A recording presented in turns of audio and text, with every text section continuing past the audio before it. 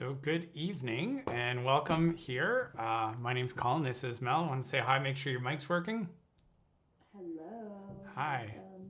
Welcome. It's so awesome to be on live stream with you tonight, and I'm looking forward to the conversation. This is meant to be a conversation tonight, and so if you're watching in and you have questions or you want to add comments, I'll be able to see them and we can share them with your group. But I, for those of you who don't know me, I do intuitive counsel, and I work with people to live a spiritually guided life, to live one where you're fulfilling your purpose, and you feel as though the challenges you're facing have meaning or help you to grow or evolve. And that's part of what brought Melisande and myself together. Is we met in, was it 2014? Yeah, 2014. Yeah, we met, Mel, you came to a retreat that I ran in Costa Rica, and we had never met before.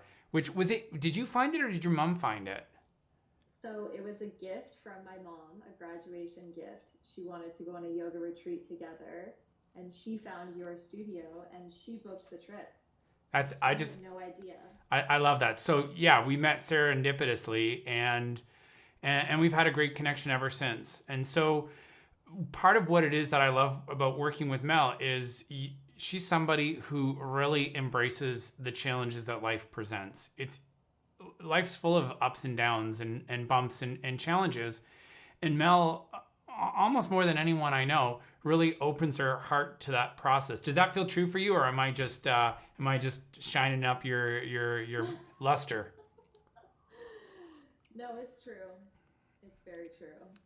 Yeah. So I almost don't even see another way. right, and that's part of what to me is so amazing about working with you, Mel, is that you almost don't see another way. So for those of you who don't know, Mel's turned 30 this year. She's been a yoga teacher since 2015, I guess it would be, because that was the end of the year that we met. 2016. Okay, Yeah. you ran a yoga studio in Tremblant for, I guess, 6 years then? No, 5 years? 6 years. 6 years. 6 years. It was the first place that I ever taught a yoga class. Wow. Actually, my first yoga class was at a studio that was owned by the person that I was in relationship with. So I sort of understand that journey. I ran a studio for 6 years. You've since closed the studio. You made it through the pandemic, which is amazing. And then you recently bought a retreat house in Tremblant as well, correct? In Lac Superior, so just a neighbor over from Tremblant. Gotcha. So, which is pretty awesome. Like, I think I was 32 when I opened my first studio, and everyone's like, "Oh my God, you're so young! Like, how are you doing that?" And clearly, you've embraced, so many different things, and on a whole new chapter of life.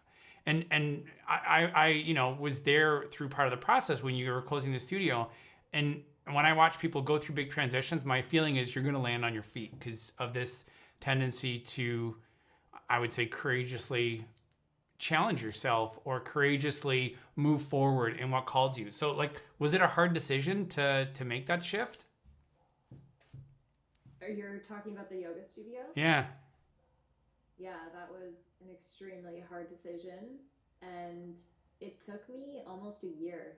Yeah. So I kept exploring different paths, and I felt like I just kept hitting roadblock after roadblock, because what in many ways I wanted was for the studio to live on, because it was something that I was familiar with. It was my home, but deep down I knew that there was something else waiting and that I had to let it go, that I Yeah. had to sort of let that chapter close for a new one to be birthed, which, after sort of embracing that challenge and really surrendering to it and trusting that something else was waiting, then the retreat house sort of just came into my life.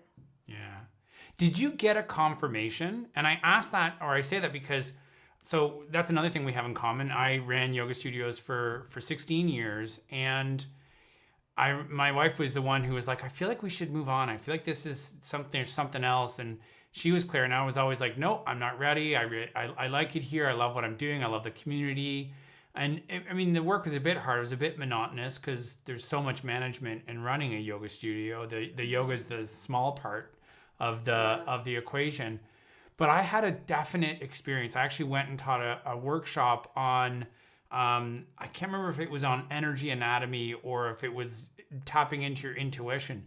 But I went and taught the workshop and I was like, oh, I can do this. Here's my next step. I came home, like, let's do it. Let's sell the studios. I'm ready to move on. I got like, it was crystal clear for me. Did you have something similar to that?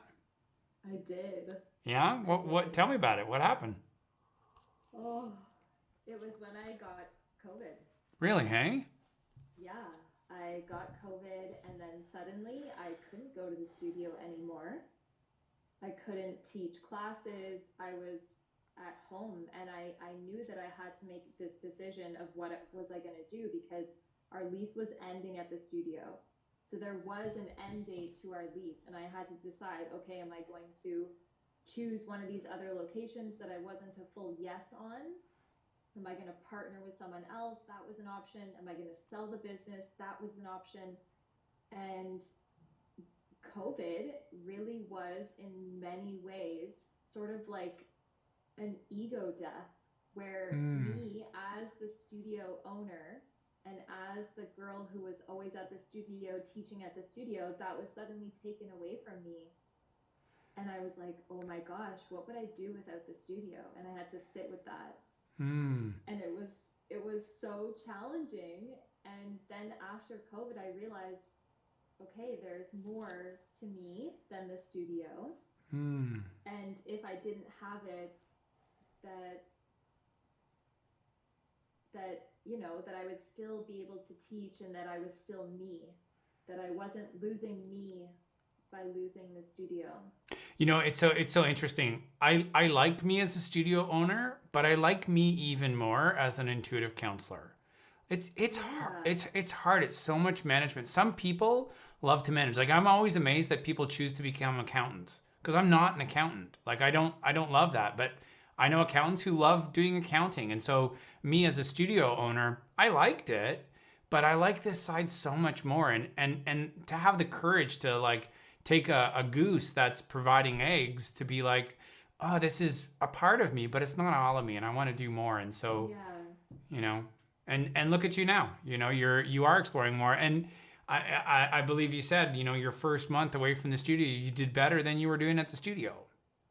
Yeah, and it feels so much more like me, Hmm. Hmm. which is interesting because I thought that the studio was so me, Hmm. and I was so afraid of sort of losing it because I had created an identity around it. Right. Right.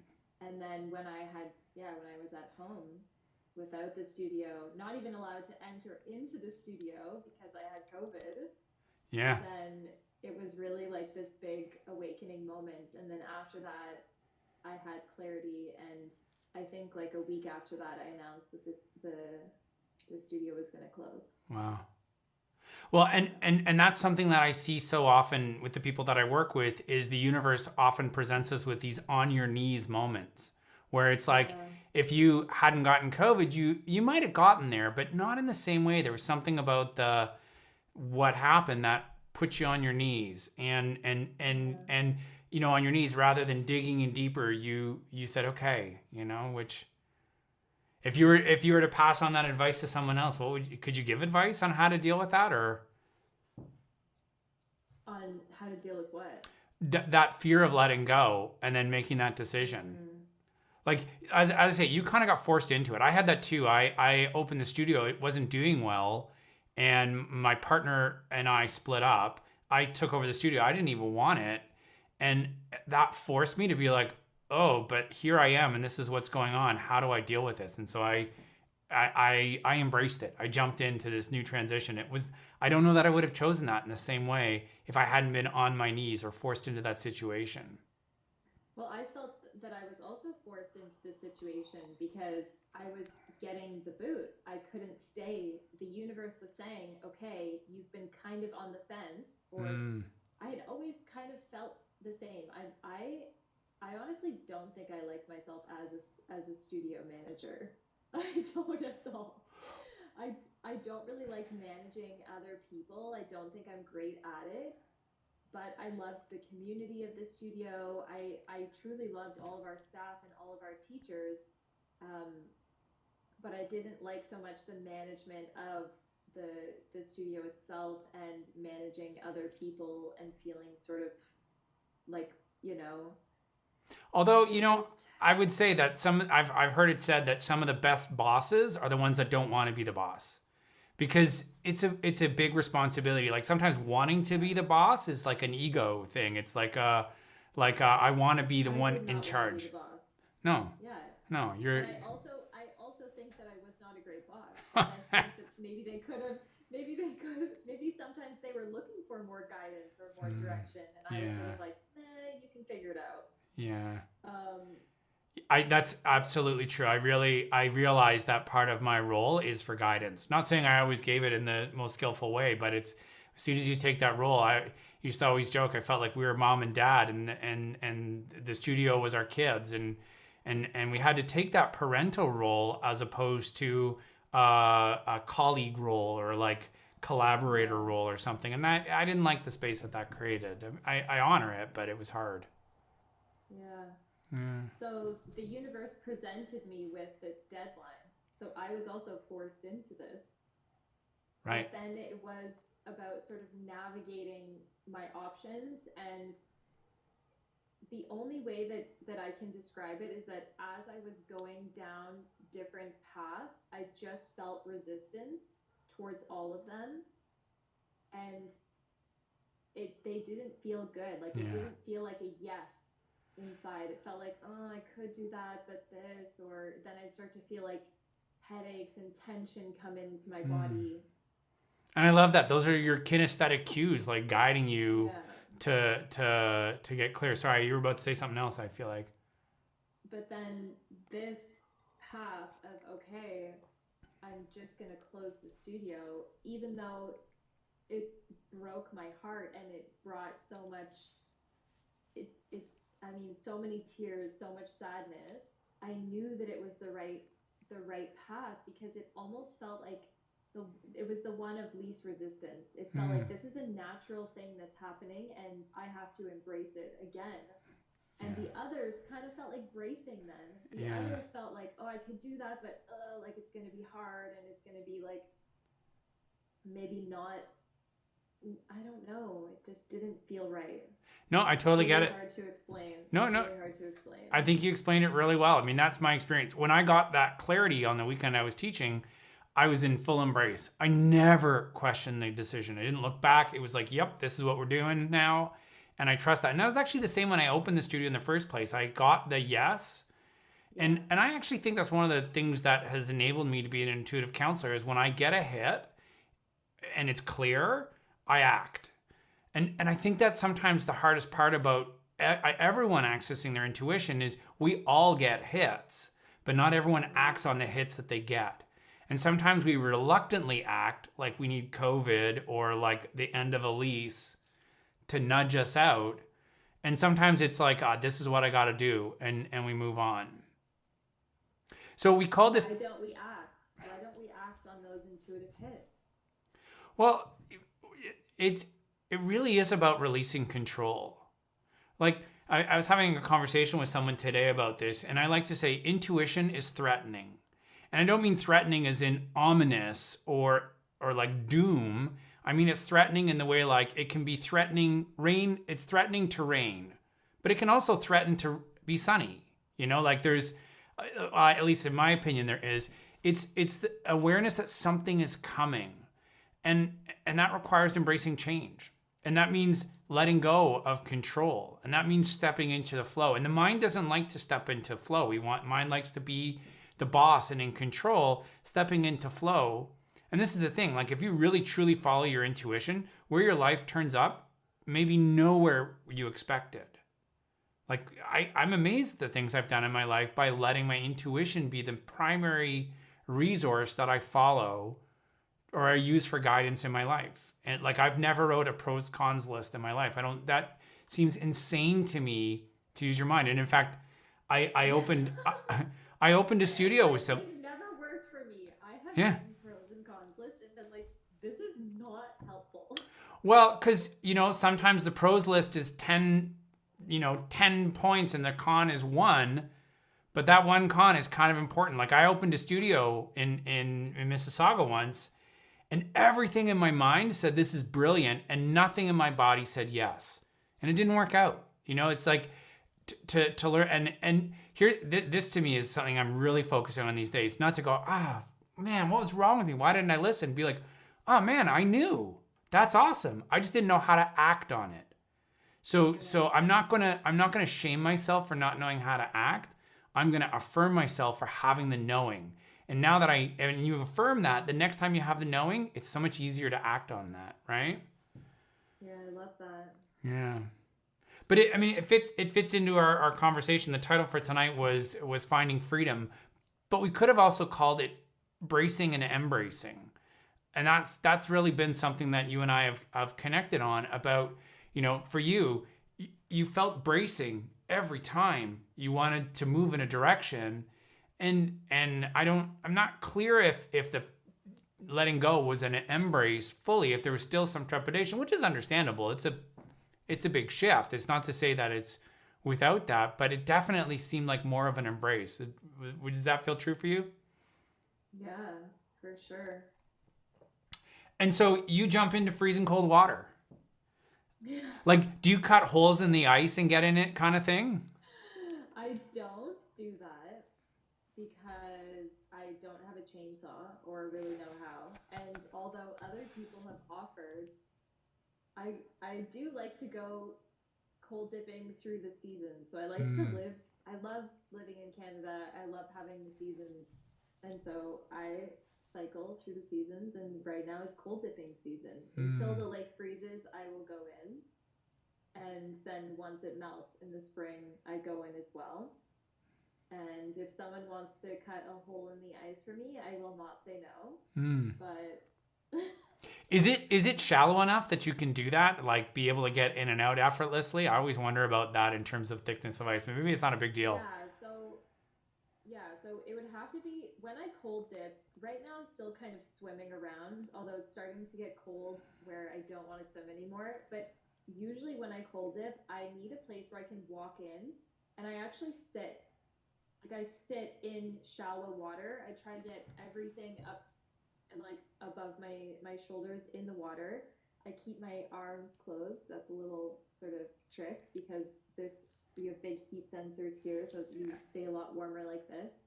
And I find it easier just to sit and then try to soften and sort So of is, breathe. is this truly a masochistic like endure event, or is No. there so what, like, tell me about that, because I know that it's a practice for you, not of enduring, but of opening.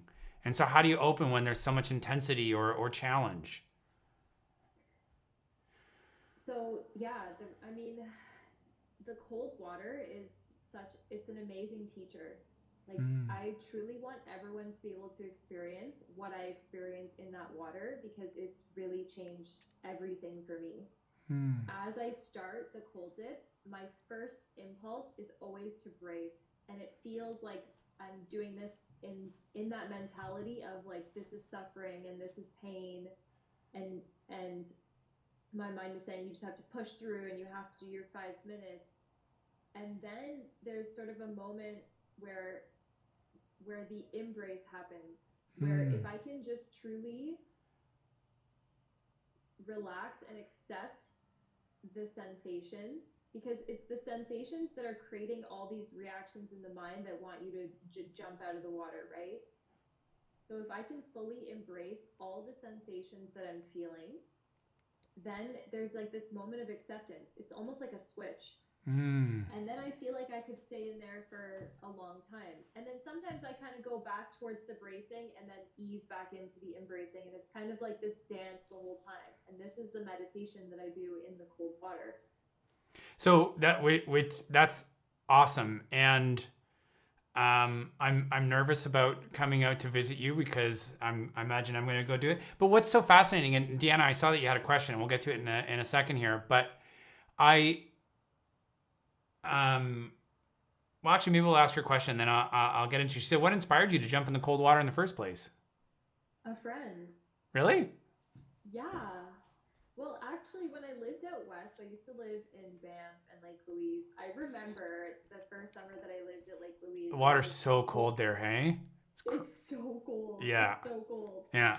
There was a polar dip, and everyone was doing this polar dip. So I was like, okay, well, let's all go and jump in. And I literally jumped in and panicked and was like, oh my gosh, can I even still swim? Like my whole body just tensed up. And then I got right back out. But I remember feeling sort of like this rush after and feeling really good. And then I just started jumping in as many glacier lakes as I could. Mm. But I wouldn't necessarily say that I was cold dipping then because I wasn't meditating in the water. I was simply jumping in the cold water and sort of jumping back out and doing it because it gave me sort of like this exhilarating feeling. And then one of my friends introduced me to cold dipping, and he was going in at 5 a.m. for like up to 17 minutes in the Bow River. Wow.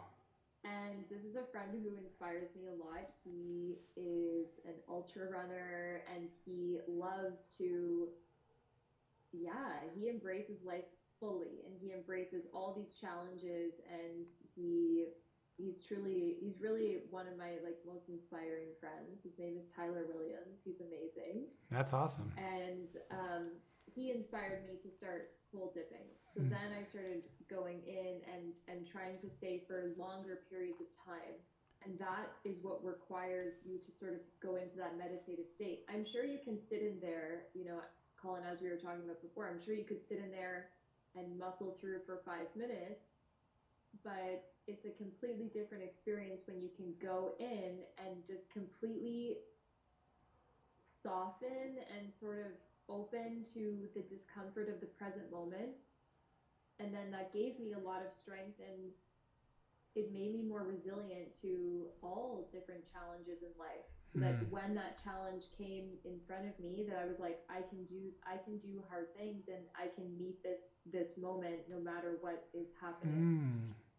Is that true for love, relationships? No. We're still working on that one. Well, that's a hard one because you're not in control, right? There's the whole other person. Like the water doesn't give a shit about you. The water's like, you're upset, okay. You're in a great mood, okay. Like for me, rock climbing was so powerful that way. The rock didn't care if I felt like a failure or a success. It just was there, and so it revealed all the things in myself. Whereas in relationship, the other has its own opinions, its own wounds, its own challenges. And so they reflect off. And so rather than having this neutral force to meet, there's a dance. And that dance makes relationships so much more challenging, but also potent too, right? I think if you just jump in cold water, you only develop one part of fortitude or openness to meet the present moment. There's that secondary part, which is the aliveness of relationship. Yeah, nature is always neutral. Yeah. It feels neutral to me, and same with the yoga practice as well, right? The yoga practice remains sort of the same. But the teacher's not neutral. Like you can have a teacher that kicks your butt or whatever. Like and that's part of where that's powerful is that you get that dance where it's not just in isolation, and they're both important. I personally think more people need more solitude, and I feel like that was one of the offerings of COVID was more solitude, but solitude and loneliness are cousins, and so it's sometimes hard to separate between those two. But now, and perhaps that's why I didn't enjoy the management aspect of the studio as well, managing other people, because there was the relationships as well, right? And the challenge of having someone else with other emotions and opinions and different. Well, you know what's interesting there? I would say that in the people that I work with, those that are really good at social aren't so great with solitude, and those that are really good at solitude aren't so great with social. And it's not to say that there is an overlap, but it's like I see a predisposition one towards the other. It's like some people have a really great interior life and practice, Some people are really big connectors. I came from the social part. I'm an extrovert if there ever was one, and life has continued to require me to create an inner practice, which has been, I think when you embrace that, it's so powerful. Like, I think the best version of Mel is one who learns how to be amazing at meeting the challenges of love and relationship. Because if you think about it, that's where you lose power, right? I have more power when I'm on my own. It's harder when but then also meeting with somebody is also so powerful too. There's this elevated thing. There's something in the water that really fits with intuition as well too, in terms of bracing versus embracing. I bet you feel more alive when you come out of the cold water. Is that true? 100%. Yeah. The whole reason that I say you should follow the value in following your intuitive guidance is that it brings you more into your aliveness. Yeah, is it scary? Yeah.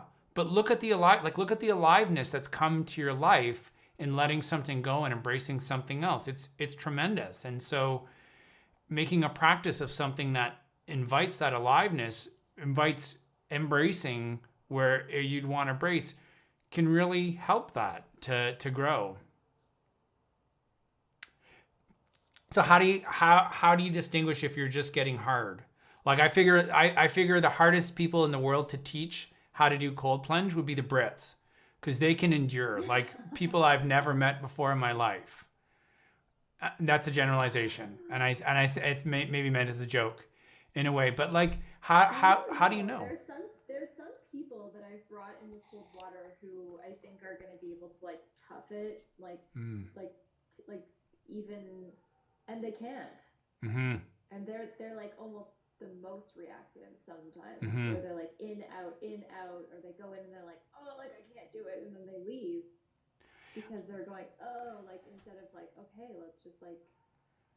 I had this experience once. I was at a friend's place. There was it was late in the fall. The water in his pool hadn't frozen. He hadn't drained it yet, but it was cold, and we were sitting in the hot tub beside it, which was warm.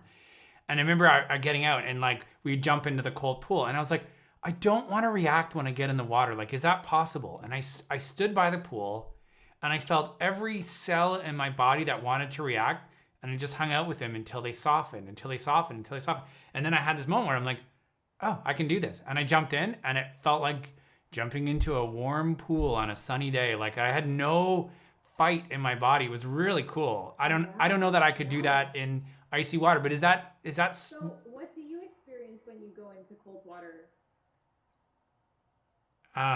It's hard to breathe. I failed miserably in.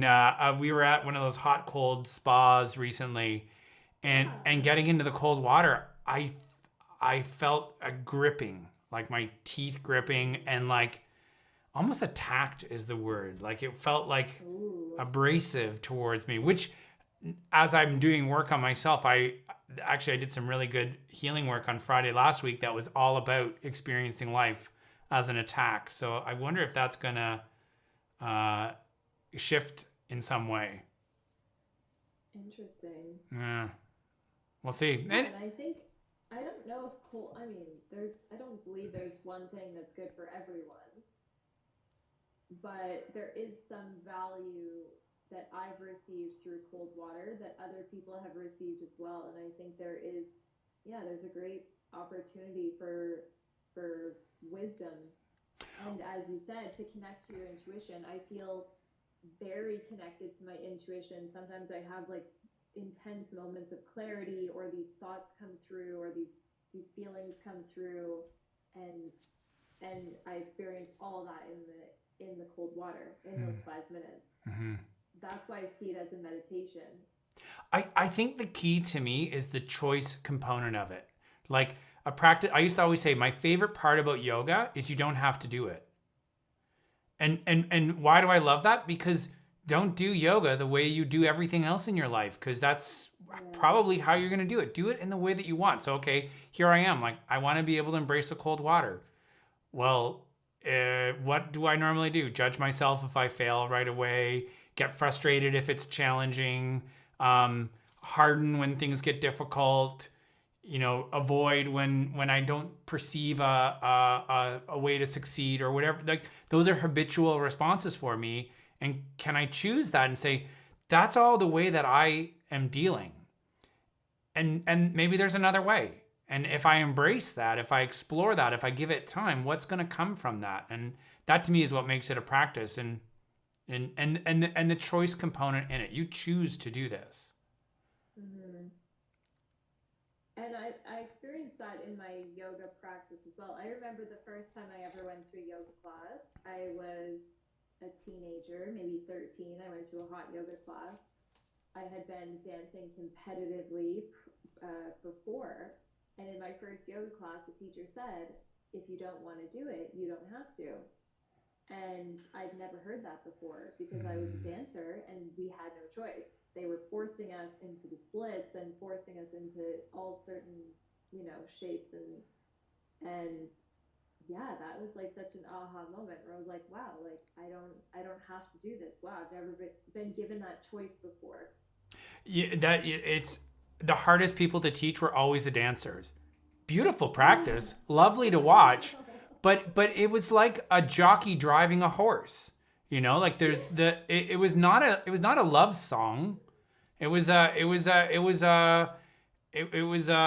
slave driver relationship on some level. I practiced in that way for many years.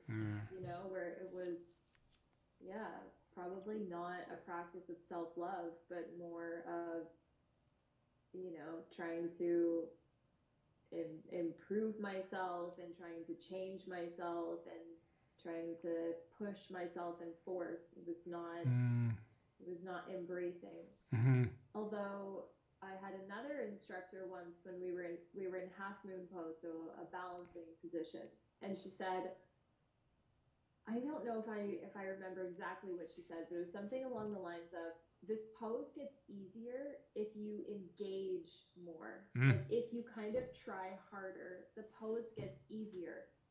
And I remember like really starting to like, okay, I'm gonna like really reach my arm out and like really push my standing leg down into the floor. And then there was this like sense of lightness.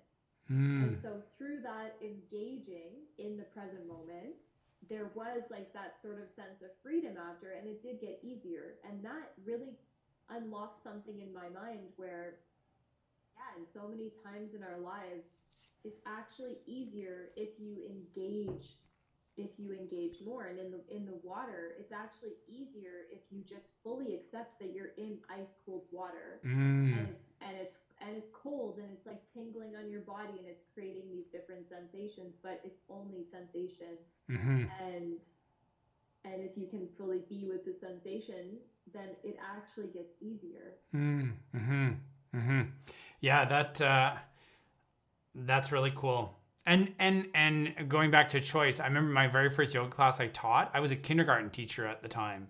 And one of the challenges of being a school teacher is not a single person in the class chose to be there, chose me as their teacher. And so there's this weird dynamic. And I think a lot of teachers end up in power struggles because they don't honor that choice was not the factor that drove that relationship. And my first yoga class ever, I was teaching, I was partway through and I stopped and I'm like, you guys all chose to be here. I could feel it, like enough that I had to say it out loud. I was like, you guys chose to be here. This is so easy compared to teaching kindergarten where nobody chose to be there. It was just, the relationship was just so much easier to engage in that way. Yeah, we had a teacher at the studio as well who taught, I think she was teaching like grade 9, 10, and she would come to the studio and say, it's just so nice to teach to people who actually want to be here and want to learn. A completely different energy. So yeah. I'm coming to your retreat center in November to do a workshop on yoga for intuitive development. I'm so excited to do this because I've taught some of the techniques in this before, but I have never put it all together into a cohesive workshop or a retreat. And to me, it's such a powerful thing because there's so many ways to practice. You can practice like restorative, where it's about letting go and finding the subtlest places of sympathetic engagement so that you can release into parasympathetic. You can do the most slave driver, push, go, engage type of practice. But where the main focus is one of relationship, being in relationship, and valuing subtlety. Because intuition is a subtle force. Like sometimes it's not. Sometimes it's a lightning bolt. But when I first started getting more and more clear, it was a subtle voice that was ever present. It wasn't a voice. It was subtle awareness that was ever present. But I was too loud in my being, loud in my self-talk, loud in my relationship with myself and the world around me, that I couldn't hear it. And as soon as I slowed down and I said, I want to hear this part the most, I realized there's this like rich tapestry, this communication that's continual in the body that you can tap into. And then all of a sudden, as soon as I started doing that, my intuitive awareness shot up because I was dialed into what my body was communicating in every moment that I just wasn't listening to. I always get the analogy of like, sometimes your intuition is like a little girl in class who's like, miss, miss. And you're like, I'm busy right now. I got stuff to do. You're like, miss. And they're like, what is it? Like, oh, the school's on fire. Or, like it's like something significant, but we don't hear it. Or like, you're not happy.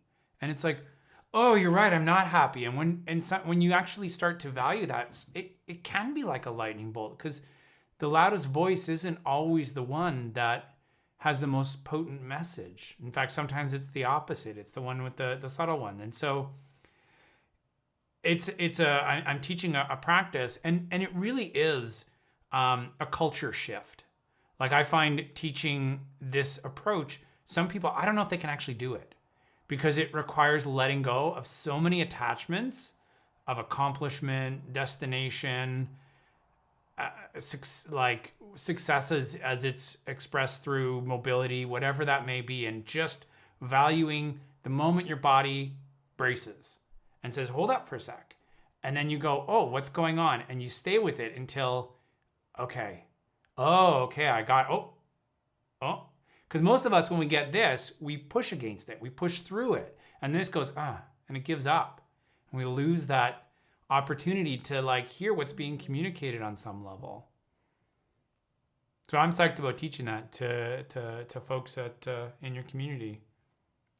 And so that's how you practice every day? No. That's how I practice.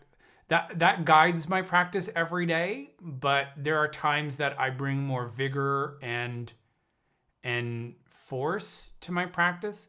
I actually think the reason that I was able to practice that much is that I was a competitive cyclist, and so that side of me that wants the challenge and aggression got to express itself through that. So my yoga practice, I didn't need challenge in that way. It is the foundation of how I practice, but the reason I say not always is I kind of went too far. I got a little too into the solitude, and I didn't do enough to keep holistically strong. And so, really good at releasing and softening and surrendering, but intuitively I wasn't listening to more engagement. Like I did a half moon in my practice this morning, and it was wonderfully engaged. It felt so good to like draw in and extend out and like root down, and like it was very engaged and yet felt spacious in the way that I do in a really supported posture when I do practice in an intuitive way. So when you're practicing it in an intuitive way, you feel that you can't do it with vigor? No, it's that, well, let me put it this way. I had so much vigor that my ability to apply it appropriately was out of balance. And so I definitely had to go way back to be like, I'm so quick to step on the gas pedal. I'm like training myself to go. It's like trying to take my dog for a walk. He wants to jolt ahead. And one technique you can use is to pull on his leash and get him to stop. Or the other one is just to stop. And then he's like, oh, and he'll run around and he'll get back into heel position. And it's like, he wants to keep going and I want to walk together. And so for me, I needed to slow down so that I was walking together with myself rather than go, go, go. I'm much better at it now. I think I can actually introduce a lot more vigor in my practice. And my life has been asking for that because for those who don't know, I was in a head-on collision in February, and I've been in tremendous pain since then, and my body actually needs strength to heal, and so the vigor is needed. It's not just that it's not just for balance; it's for like health to engage more.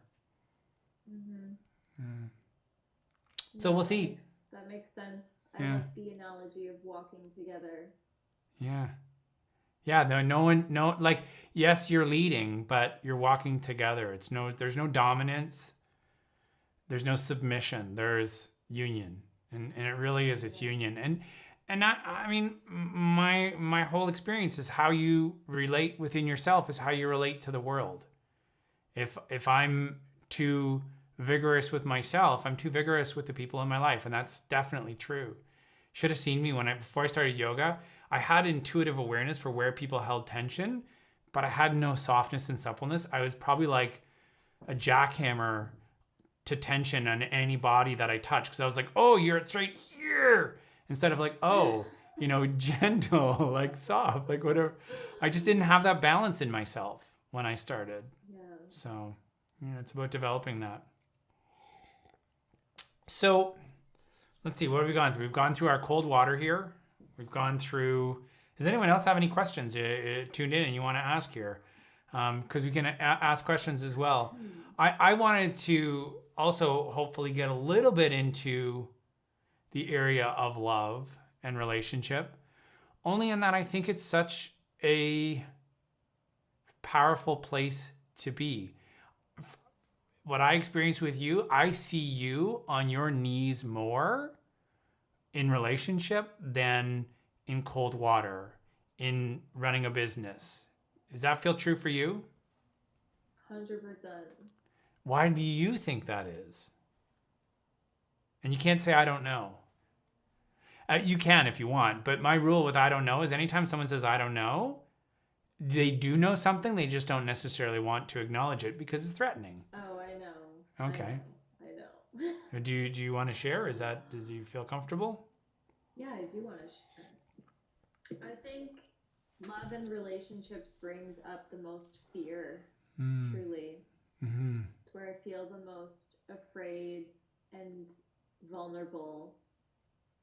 And there's a lot more bracing that occurs, bracing as like a protection. Which I guess is the same reaction that we do in the cold water, right? Like we're bracing as a way to sort of like protect ourselves. And in relationship, I find it harder to surrender and to soften. Mm-hmm. Although I know that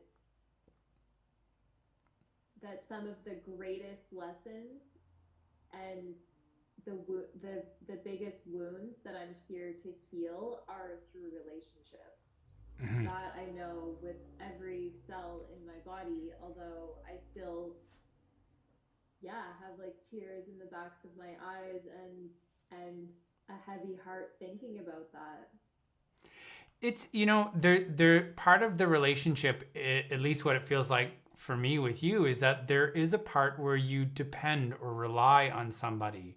And that can be terrifying. If you've had that trust broken, if you've had hopes and not had them fulfilled or felt unrequited in your desires, what I see with the people I work with, it's never the event that hurts so much as the conclusions as the result of the event. Like, this is a silly example. I've had 3 down days. It's not a silly example. I've had 3 down days since my car accident. Like I went for weeks. I couldn't walk. I broke my ankle, my back, my sternum. I was in the hospital for several days, crutches for the longest. Like, it's been so hard. In fact, I almost feel like I have to suffer. I have to like acknowledge that it's hard a little bit, because it's like, oh, this is what I have to embrace. Okay. And so how do I meet this or whatever? But there is how did I even get here? Do you remember? I lost my train of thought. You said you had 3 hard days. No, it was before that. We were talking about love, and we'll trust that it'll come out when it does. Well, we were talking about how it's difficult because you depend on somebody, or you rely on them, and if that's not requited, if that's not there, there's a feeling of hopelessness. And I remember where I was going. I don't know where my example of the accident was going, but it'll come back if it's important. But the part that I was thinking of is my favorite definition for self-esteem. I got it from Carolyn Mace, and she related it to the third chakra, which is our center of self-esteem, in terms of the Kabbalah, or the tree of life, which is actually divided into 2 components. So in the chakra system, there's 1. In the Kabbalah, in the third center, there's 2. And one of them is called endurance, and the other one is called integrity. And what I love about this endurance and integrity, self-esteem is developing the endurance to show up in your integrity in such a way that it changes this present moment. And so integrity. So, chances are when you're in a relationship, are you showing up in your integrity? Are you grounded in what's true and real and alive for you? Are you honoring the things that come up? Or does it get uncomfortable and then you try to brace, like people in cold water that don't succeed, and lack the ability to endure in that way? As opposed to, this is who I am. Like, I feel like my life is beautifully described by that, because I always wanted to be congruent. I wanted what you see is what you get.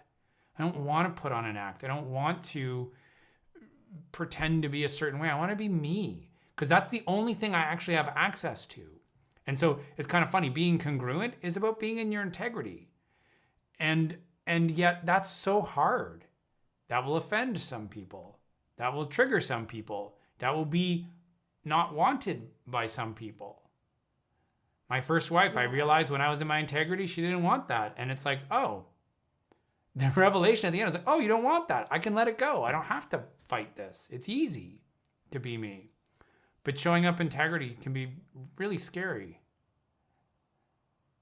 Yeah, and I think it's the not feeling like if you show up fully, that you won't be accepted by the other person, that you will offend the other person, that you will hurt the other person. That's what always gets me in relationships is, and I mean, I see patterns across many different relationships. I'm even thinking of, relationships at the studio and management of the staff. It was the same thing, not fully expressing myself because I was afraid of hurting them, of coming off as harsh, as coming off as, I don't know, something that would hurt them or offend them. Mm-hmm. And it might, but that. And then I keep it inside, and I keep it inside, and I keep it inside, and then when it does come out, it is super harsh. Yeah. Yeah. That's kind of the irony in it all. Yeah. Yeah. No, it is. When I met Marshall Rosenberg, who I studied nonviolent communication with, he was talking, and I bawled my eyes out. I couldn't stop crying, because I feel like what he was doing is, oh yeah, there's a way to communicate where you can show up authentically, and it will minimize the pain others feel in all circumstances. That doesn't mean it's going to get rid of it, but to maximize the odds of the person actually seeing the goodness in your heart, or the truth of what you're connected to. And because ultimately, when someone doesn't want to hear something, it's probably because it's poking at something within themselves. And they may not be choosing to look at that. In fact, they may be choosing to not look at that. And I think that's actually the hardest part about leadership, is choosing to look at everything that not everyone wants to look at, and being okay with that. Yeah. Which and instead, I'm like, why aren't you looking at that? Come on. Right. Yeah. Well, you know why? Because it's threatening. Because they don't know how to. Like, I'm certain everyone would look at and deal with their pain if they had a relationship where looking at and dealing with pain was fruitful, was valuable, was like, oh yeah, I go to this scary place and I feel all these things and stuff moves and then I feel at ease and what a wonderful thing. That's I think that's possible, but it's challenging. Maybe that's what it was that I was getting at with my car accident. In a way, I feel so comfortable in discomfort that it's like I need things that rock me to the core to be like, oh no, I'm really uncomfortable now. Oh yeah, I don't want to be here. I don't want to deal with this. Because for me, that shows up in relationship usually more than anywhere else as well. But it also does for my voice and place in the world. Like trusting that people want what I have to offer. We were talking earlier tonight. It's hard to explain my work to some people. And yet those that I work with, I see the value and the power. So I need to trust that there's value and power in it because it may not always be recognized in the world. Yeah. Yeah, I often try to explain the work that you do or explain sessions that we've had, and sometimes I feel like I'm I'm trying to like prove something, Mm-hmm. or like I feel like because it's it's a world that not everyone is super familiar with or fully trusts or fully understands. I feel like I'm always trying to give examples, Mm. or I feel like I'm trying to convince people of something. Well, what's And interesting about I don't like when I fall into that and I'm just like, you just have to do a session and you'll understand. Like yeah. I Well, can't that's fully interesting. explain it. A lot of people that explore medical intuition, it's usually because they have an emergency in their life. They have a COVID, do I want to keep the studio or sell it moment where you're like, whoa, I can't ignore this one. For me, my first medical intuitive, I'd done energy work before, but the first one I went to, I got a bump on my head. You may be able to see it a little bit there. And it like literally stuck out above my hairline. And I'm like, what is going on?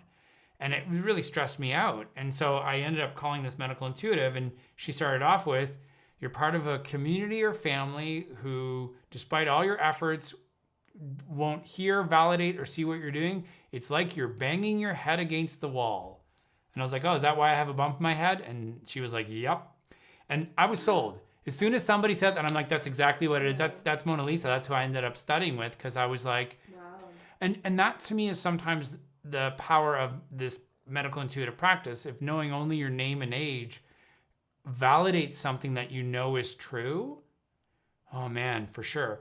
The problem is, I think a lot of times we're just not in an open and receptive place to receive that information. It's too threatening, or it's too, I don't want to make that change. Whereas for me, I'm like, that's exactly, I was banging my head against the wall and it was really painful, and energetically banging my head against the wall, not literally.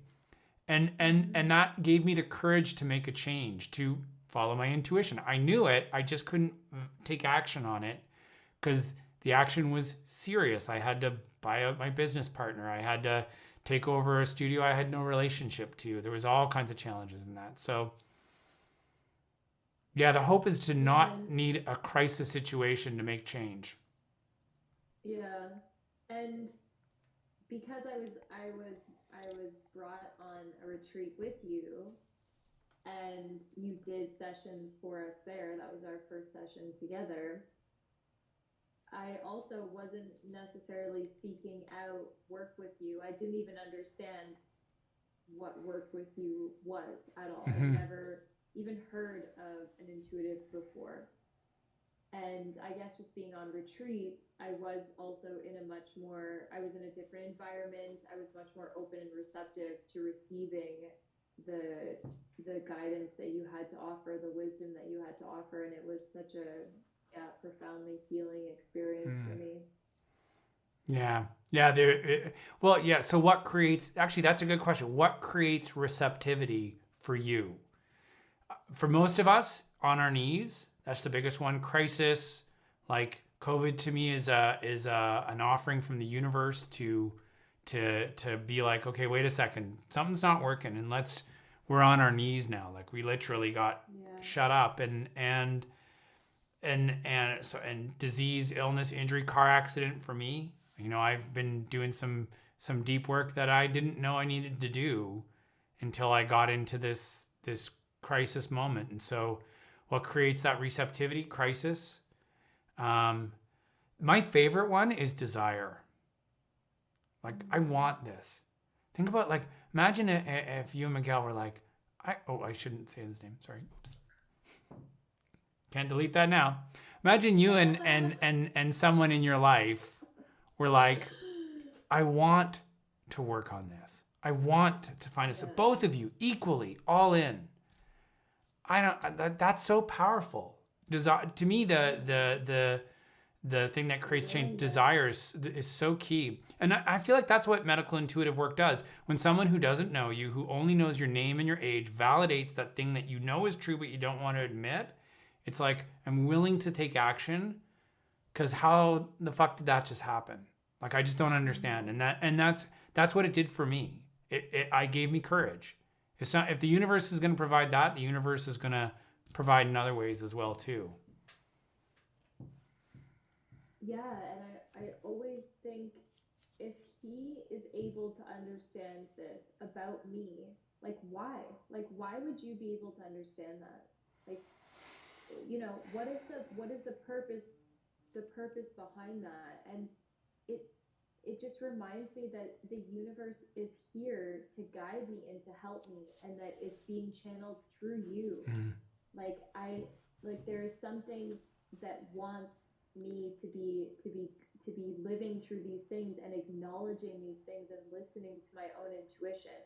Yeah. Like, before, I was so afraid to do that, and living in so much fear and so much shame and so much suffering. Yeah. And then starting work with you was like, wow, here's some random man who, through my age and name, is able to understand these things about me that I am so afraid to even think about or acknowledge. You know, why would he be able to do that, other than there's something greater that wants me to feel and acknowledge and heal these traumas? Like, I really believe that it's so beautiful. The universe wants us to thrive and to be happy and to fully embrace all of life. I'll often say that. I say the only reason I'm here is because you want this. Like, you asked and you received. I'm willing to have it flow through me. Like, it's really, it's hard. It's scary. Like, I remember that workshop where I decided to sell the studios. I did 10 readings for people before we met. I hadn't met any of them. What if I showed up for this full weekend retreat and my 10 readings were totally wrong or inaccurate? Or, like, it takes a tremendous amount of faith to put down on paper. Like, I am acting. It's like I'm intuiting and I'm acting and I'm committing. And that courage, or that willingness to do that, as I think, is one of the primary things that qualifies me to do it. And then the other part is, I care. Like, I really care. I care about you, Mel. I care about the people that I work with. And that genuine desire to bring more love and healing and connection in the world, I think that, combined with the willingness to act on what I hear or intuit, are the things that qualify me. And I think that can be true for other people. I just know that I don't know. It's so big in me that I almost don't know another way. Kind of like what you said. Yeah, I'm so grateful. I'm so grateful that you decided to care, because I wonder how many other people are out in the world who are also, you know, feeling a lot of the things that you're feeling about other people, or who are able to deliver these types of messages and contribute to the healing of the planet, but have decided not to, you know, out of fear or out of other reasons. And that, you know, makes me sad. But then when I meet people like you, I'm super happy. And there are more and more people in the world who are choosing to walk this path, and it gives me a lot of hope for humanity. Yeah, I think there's a desire in humanity to be open in our hearts, like to be the fullest, most connected versions of ourselves. And I think that desire that exists in everyone is driving even the most hideous human beings. I still think it's there on some level. I'm not willing to believe that it doesn't exist on some level in somebody. And I could be wrong. Maybe that's wishful thinking, but that inspires me in what I'm doing. So it's been nice chatting, Mel. Yeah, thanks, Colin. It's kind of fun having It just feels like we're doing a session, but yeah, it's on YouTube apparently. it is few people watching. So yeah, no, it's nice. Anything else that you wanted to talk about or address or questions or anything like that before we go, or anyone else online? I would love to hear more about your accident whenever you're ready, or if you want to share, but just to how you've sort of moved through that challenge in your life and all the lessons that you've learned from it. Yeah, that maybe is a full. That's like not a right now question. Yeah. In the future, I would love to hear more about that experience, because I can't imagine how challenging. What I will say is, so I was driving on the highway. It was a rainy day. Both my wife and my mother were like, "Please don't go," and I'm like, "No, I'm fine," and I was fine. The person heading towards me that didn't see that traffic had slowed was not fine, and therefore I was not fine. The traffic slowed in their lane, and so instead of hitting the car in front of them, they just swerved in front of me, and I hit them, and I was clear, cognizant, aware the whole way through. Like I was looking down at my leg and I could see the bone pushing out to the side kind of thing. And I'm just like, my God. But my point in the story is what I did do that I think really reflected the work I have done is I embraced that moment. I didn't dissociate. I didn't disconnect. Now, mind you, my arm wasn't hanging off. I mean, it was still pretty bad, but it was like, there was sufficient trauma to create shock in that moment, but I didn't experience it. And my theory on that is I expressed it. I vocalized the pain. I moaned. I grieved. I all these things went through me. I felt like a vessel of energy expressing itself rather than holding it. Or there was no, I don't feel like I braced at all. I feel like I embraced it, which was hard. I'd prefer to jump into a cold pool than have that happen. And it's been unpacking since then. So that'll be my start. Maybe we'll have a conversation about it another time. That sounds fun. Yeah, you should do like the whole live stream just on that. Yeah. Well, it continues to teach me. I would say some of the biggest breakthroughs happened just on Friday last week, which is a whole other conversation. But we'll get into that. So. Yeah. Well, thank you so much, Mel, for being on the live stream tonight. For those who don't know, it's November 4th to 6th that I'm teaching in the retreat house in, I'm going to say Tremblant just because everyone knows where that is, but outside there. And so you can go to Mel's website. What's your web address, Mel? It's my name, Melisande Yoga .ca. And I'm Colin Matthews.ca. So. Anyhow, it's so nice to chat with you tonight. Stay on the phone because I'm gonna end this and then we can have a quick debrief and go from there. Okay. Okay. Bye, everyone. Thank you. Okay. Bye.